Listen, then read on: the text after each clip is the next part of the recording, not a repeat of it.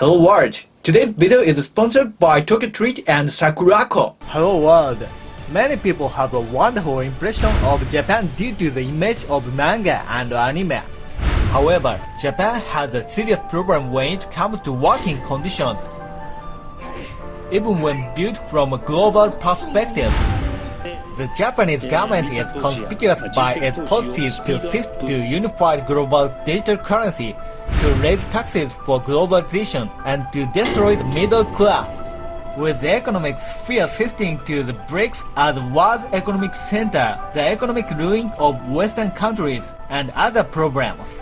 If we are going to work, we will need to be prepared for that. Today, as a reminder, let's learn together about working environment in Japan that foreigners are not aware of in order to enjoy living in Japan. Mr. Hasegawa, a slave laborer, once said he worked from 6 a.m. to 12 p.m. every day. Thus, there are people in Japan who work many hours under the spell of rewarding exploitation. 朝7時出社、でもタイムカードは9時から押す。だから2時間はサービス残業して、そこから、夜の6時まで働きますと。で、1回タイムカード切って、そこからサービス残業して、そうね、夜の11時とか。9時とかに帰れたらちょっと早帰りみたいな。いやもうそんな感じだった。給料もらえないから仕事って本当はないんですよ。そうそう、ある種趣味みたいな扱いね。ただ働きさせられるってこと。そうもうただ働き普通だから。普通なんです、ね、普通だから。月に2回出たとして10時間かける2で20時間150時間とか。150時間ただ働きしてもうだって普通に給料もらったら10万近くもらえるだろうけど、全然。なるほど。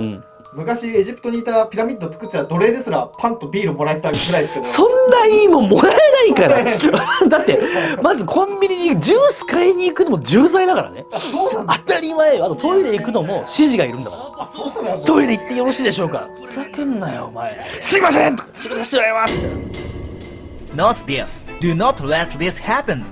And the long working hours and hierarchy in Japan. Notice to foreigners who love sushi and want to become a sushi chef.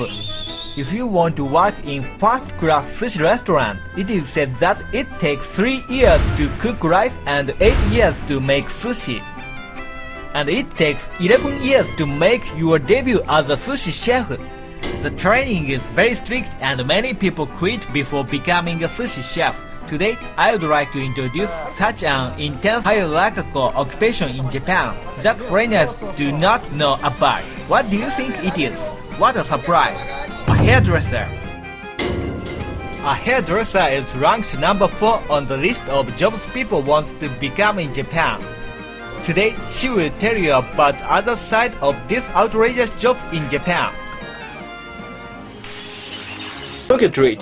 You will get up to 20 of the latest most exclusive limited edition and seasonable flavors Japanese snacks which is only available in Japan for limited times like Sakura Pepsi, Japanese Sake Kit Kats, and many more. This month's Tokyo Treat CM Snacktacular Christmas Stylish Christmas Specification Box. This box is filled with Christmas specific Japanese sweets. This is Christmas cake gummy. Hey look, what cute shaped gummies! Small cake. いただきます。Delicious Christmas cocktail donut! What a unique Japanese donut with Okinawa's sugar! Yummy! Sakurako, you will receive 20 traditional and authentic Japanese artisan snack items including Japanese teas and one special Japanese tableware with your box every month. This month's Sakurako kitchenware is indigo yuzen dish designed to be used when eating sushi and sashimi. Sakurako helps in partnering with local Japanese snack makers to continue to share Japanese culture and traditions that have been passed down for over 100 years. This month's Sakurako theme holidays in Hokkaido. Hokkaido high quality sweets are luxury even for the Japanese. These are snacks made from milk from Hokkaido. Oh, milk mochi. What a genius snack to make a mochi with milk flavor. いただきます。Delicious! Hokkaido Azuki cake! Hokkaido Azuki is my favorite. Looks delicious. Elegant taste. Tokyo Treat booklet. Beautiful Christmas lights and dating spot in Japan. And enjoy delicious Christmas sweets. Sakurako booklet. Enjoy Hokkaido's beautiful winter and Hokkaido's delicious sweets. A sparkling and joyful Christmas in Japan. Hokkaido, a symbol of Japanese beautiful winter scenery. All the wonders of Japanese winter are in these 2 boxes. Now, give this as a gift to the person you've taken care of, that girl you love, that boy you are interested in, or your friend this winter. I'd be happy to receive these special snack boxes. Even I am a Japanese person. Thank you. And what a deal! Enter the code Yuki on the first order. View the link in the view overview section, and you'll get $5 off. It's genius. A hairdresser. 華やかな世界だと思われがちなんだけど、結構今ってすごいなんか時代の流れ的に早いスパンでスタイリストにあげるってこともお店自体が増えてきたんだけど、昔は5年10年いや10年クラスアシスタントですっていうのも全然普通だったの。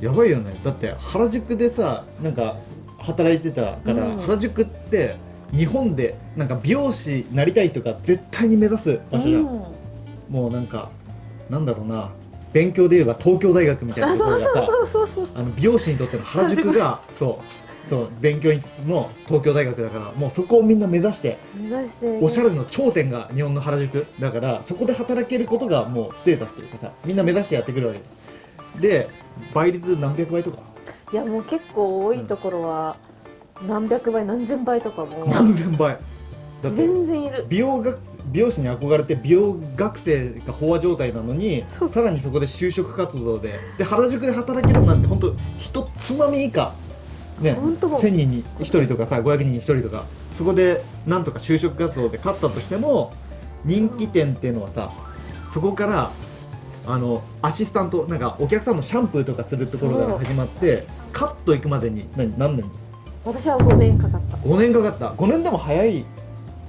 まあその時は普通ぐらいだったけど、やっぱり長いなって自分では思ったね。ああ、そうか。だって田舎とかので美容室やったとしたらさ、多分もっと早い段階で何ヶ月とかでさ、お客さんの髪切ってスタイリストになって、で結構腕とかも上達してるとは思うよね。してると思う。まあただ、田舎でないところで言うと、やっぱりその有名店だと、その雑誌の撮影とかは、その紙面に載れて有名になれるチャンスとかは確かにあったかもしれないけど、やっぱりそれだけこう先鋭がこう勝ち残って選ばれるから、やっぱりこう自分が強い人が多いから、結構縦社会。美容室も体育会系だから。そうなんだ。もうなんかみんなね、美容師さん自体はみんな優しく接してくれると思うけど、お客さんで行けばもう裏ではもうちょっと前、私がアシスタントだった昔の話は、もうお客さんが見えない椅子のところとかの下で、もう蹴ってるとかっていう噂とかもボッとしてみたいな感じで蹴ったりとかも、先輩の美容師が後輩の美容師を蹴ったりとか、蹴られたとかも。私はないです、私はないけど、でも全然近いお店で、噂としては聞いたことがあって、それしかも女性の先輩とかが後輩の可愛い女の子とかに、お客さんの前の鏡の前ではめっちゃ笑って話してるのにもバンバン蹴られたりとか、裏行って何だったのあれみたいなのをもう呼び出されとか噂がもうすごくて、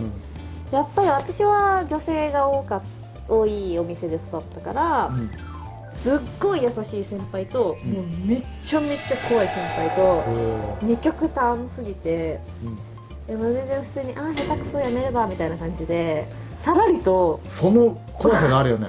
おいてめえやめろじゃんって。そう、そんなんじゃやる気ないんで、じゃあやめればみたいな。もうそんなさらりと言わないでみたいな。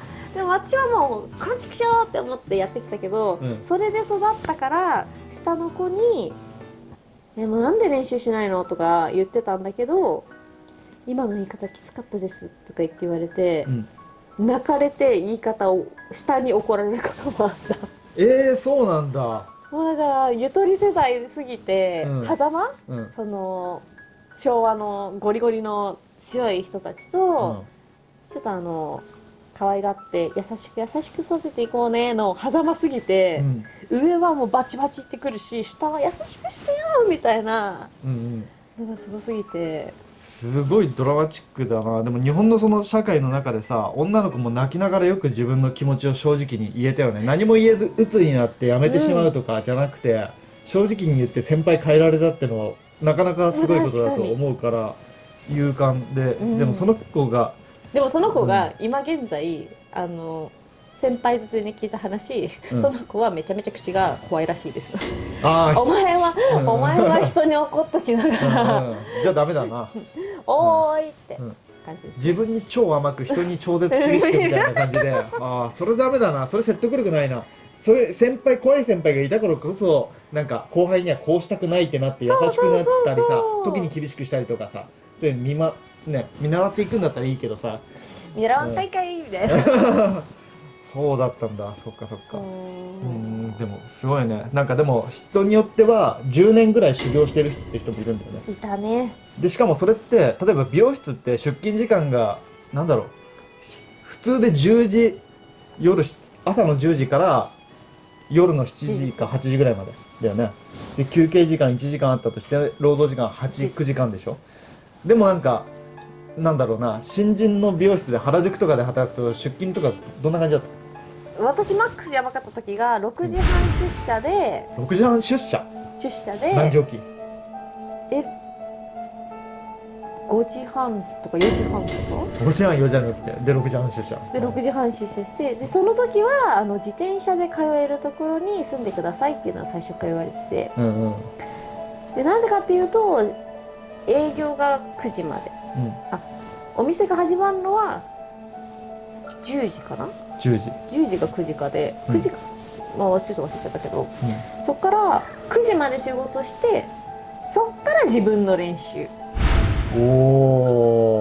で、例えばお客さんの髪の毛を切る練習とかだったらモデルさんって言って、実際に人を呼んで、髪の毛をカットとかカラーとかパーマさせてもらって、でじゃあお疲れ様でしたって帰るのが多分遅いと2時間とか3時間かかると12時とか終電ぐらい。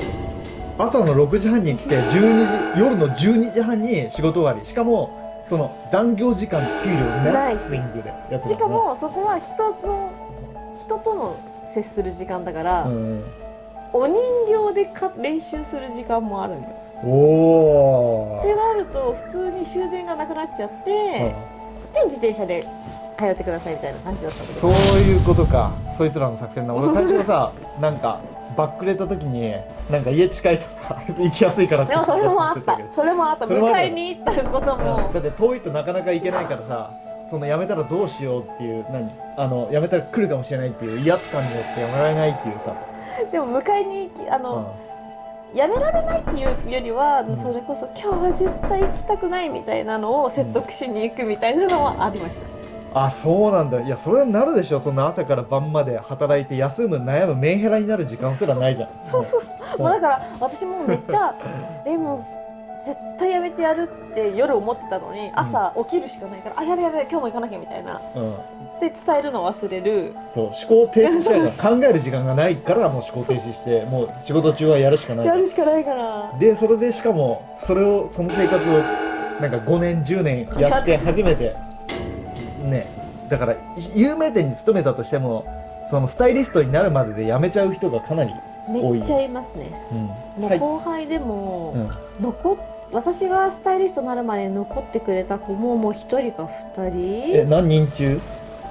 もう20人弱ぐらいいたのに、もうどんどん辞めて、もちろん辞める理由がもう本人がそのお店が嫌だとかもあるし、この肌が荒れちゃって体調が合わない、その忙しい店ならではのそのシャンプー剤に触れたりとか、薬物に触る時間とかってすごい変わってくるから、それによるあれもあるし、ただもうきついから辞めるはもちろんいたけど、結構いろんな理由で辞めてしまい、あと体調悪くしたとかはもういたね。それは悪くなるでしょう。悪くなるでしょうね。し、飯食う時間もないし、休憩中ね、その忙しすぎて食べれないっていう人いるよね。あとやっぱり自分の時間がないとか。自分の時間ないっていうのは一番俺きついなすごい世界だね。そんなさ、美容師って華やかなイメージしかないから、華やか詐欺で、華やか詐欺っていうかさでちゃんとしてる店もあるからさ、そうやって言うのはちょっとあるかもしれないけど、でもそういうまあなんかモデルとかイケメンとかさ、そういうカリスマ美容師全盛期の時代でなんてかっこいいんだ。で美容師って言ったらなんかなんだろう、そのアシスタントの時代はその給料とかすごい安いじゃん。なんか20万とかいかない、いかないぐらいだね。それぐらいだけどカリスマ美容師はなんか100万200万稼いでます。稼いだ。